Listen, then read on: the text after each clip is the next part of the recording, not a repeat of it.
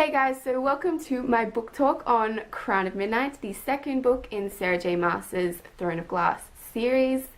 I was incredibly ecstatic over this book. It just delivered such a great story. I was thinking, who has this Crown of Midnight? I mean, who does it refer to? And then I was like, refers to me. That was so bad. I'm so sorry. Alright, so with that, I'm just going to jump straight into my discussion of this beautiful second installment and actually give you a proper answer to who I really think is the owner of this Crown of Midnight. So, here we go. Discussion time! Woo! And remove the throne.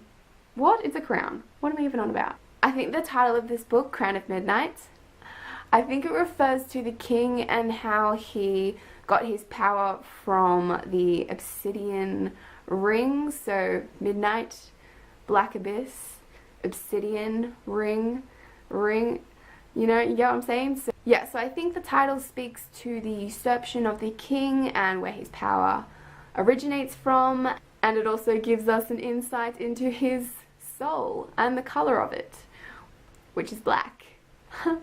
So it starts with Selena in her element, tracking and hunting down her assassination victim, and I was actually fooled. I thought that she was actually killing them, but then when it turned out that she wasn't, I was like, alright, thank God. Then we're introduced to Archer Finn, who is Selena's next target, and I was under the impression that he was an assassin too, but then when it turned out he was a haute couture with the looks to boot, I was like, oh, okay, right, but, you know, he's kind of both things, and an assassin and a whore too, because, but I'll get to that later.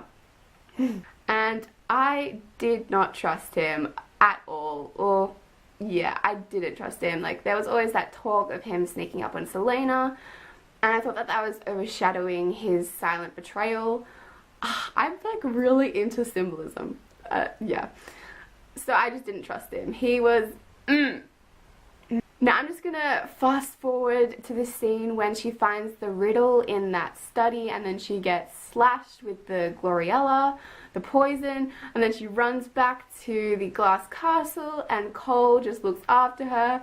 That scene was so intense. Oh. Now that riddle that she found in the study and how it was all about you have to have the right eye to see something rightly or something along those lines. Whenever there was a mention of an eye in the book, like for say example her Elena necklace or the trick wall in the sarcophagus room, how it had that eye on there, or the thing living in Dorian, which was kind of like the eye was like the metaphor for his magic, I was like, yep, that's the answer to the riddle.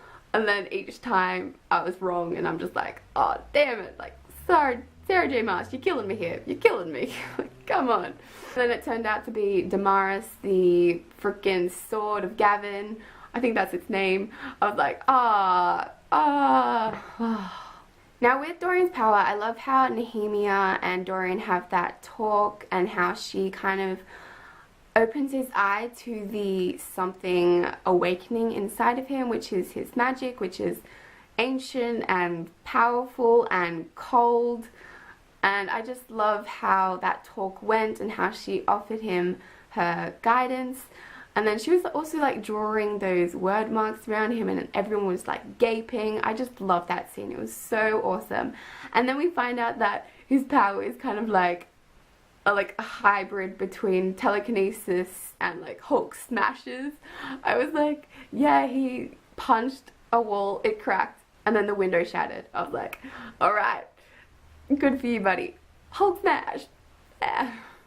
And then during that talk, Nehemia was saying like, you need to let Selena go, and then it kind of jumps to the waltz between Cole and Selena. That was such a beautiful moment. Yes, shipping it so hard. And then you've got Cole's birthday scene, how Selena is in that beautiful gown, and they go in the greenhouse and they have that birthday celebration dinner, and how she shows Cole that she's always been watching him and learning things about him and falling in love with him each time that she learns more about him. And then they finally kiss. Oh, so good, so good. And then Selena and Cole are kind of like a couple, but it has to be kept on the down low because heads would be a chopping. But I just love how Selena shares her happiness with Nehemia. But then that conversation turns for the worse and Nehemia says that you're a coward. And that was heartbreaking. Then Cole is like kidnapped by Archer's groupies and Selena just storms the place. She's just killing, slicing, cutting down men like left, right and center like they're flies. And I'm just like, you go girl. But I think that guy who was like gunning for blood, that guy who like charged her, I think that he's going to become an integral ally for her, because later on in the book it showed you him flipping off Archer. So I think that aggro guy is or was against Archer. So I think that means that he is good. So I think he's going to come into the mix somehow into her rebellion group, I think. So can't wait for that, hopefully. And then we jump to the slaughter of Nehemia. That was...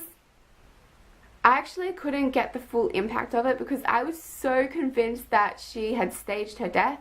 I thought that was just not possible, like she couldn't die. And I continued to believe throughout the book that Nehemia was still alive somehow, because in the scene with Fleetfoot and Selena's just like she's never coming back.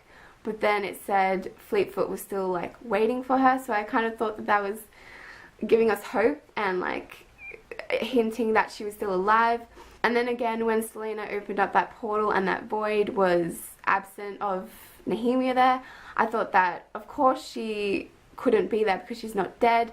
But then it turned out that she actually showed up, and I actually just broke down. I was just like, no, no, no, this is not possible. I was just crushed. I was absolutely crushed. Like she sacrificed herself so Selena could really come into who she needed to be.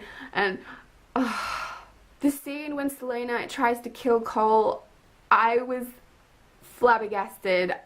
And then Dorian saves them both from doing something that they would regret. And then Selena is thrown into the dungeon and she talks to Caltaine. And I just knew that she was going to be sacrificed, and she was actually having visions because of that whole flapping wings and beasts and stuff. And then when it was saying that she was going to meet or greet something, I was like, oh god, oh god, oh god. And there was that mention of Roland having headaches too, so does he have visions too? And he went to the Gap, so I think he's being sacrificed too. I don't know, but I do not trust him. Regardless of him supporting Dorian in those meetings, I do not trust him. He's evil.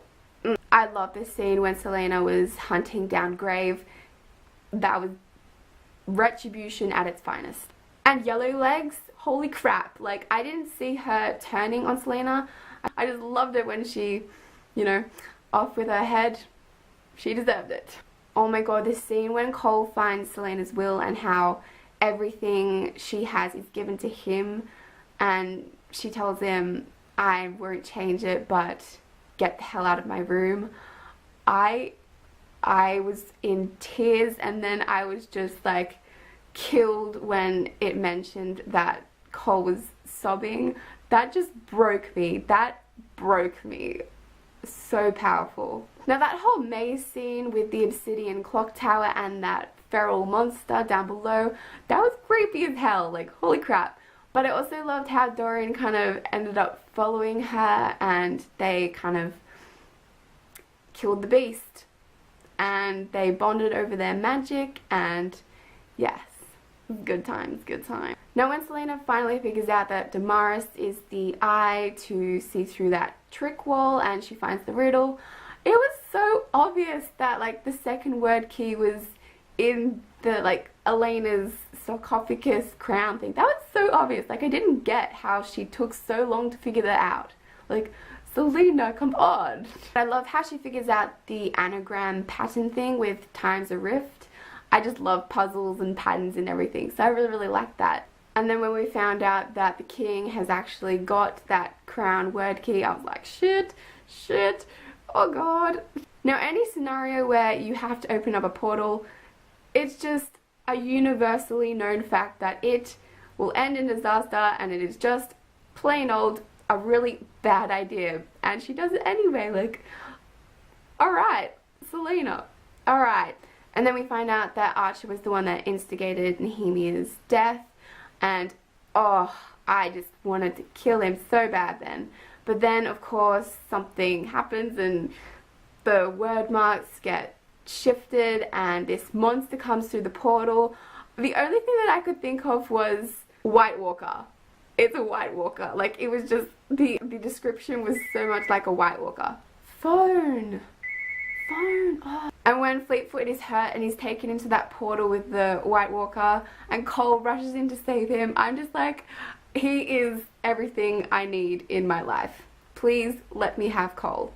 Just, yeah. And then Selena knocks out Dorian to kind of keep him safe and on the right side of the portal. And then she races in after Cole and Fleetfoot, and then shit goes down and she shifts into Fae mode. Oh, what? I did not see that happening in a million years. Like, I knew that there was something dark within her because there was always that mention of something dangerous lurking within herself, but Fae? Whoa.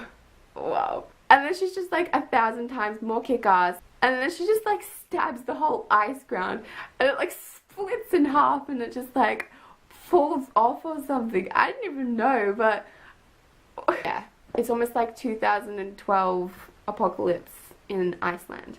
And Cole sees the whole thing and sees her in her true form, and I have just goosebumps now talking about it. It was so so good. Now let's get to Cole and his father and his good tentions of shipping off Selena to Wendelin to, you know, get her out of the king's grip and to just get her freedom.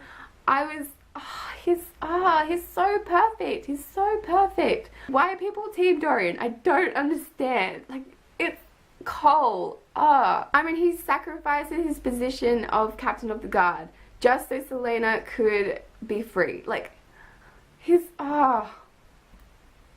Now we're at the docks and Selena's getting shipped off to Wendelin, and Cole is there to see her go, and he tells her that he loves her, and Selena kind of alludes to the same thing, and I just hate what Archer did to their relationship. It ruined it, but oh, it was so perfect, that moment. And then she tells him that I would always choose you, it's always you, and it was so perfect.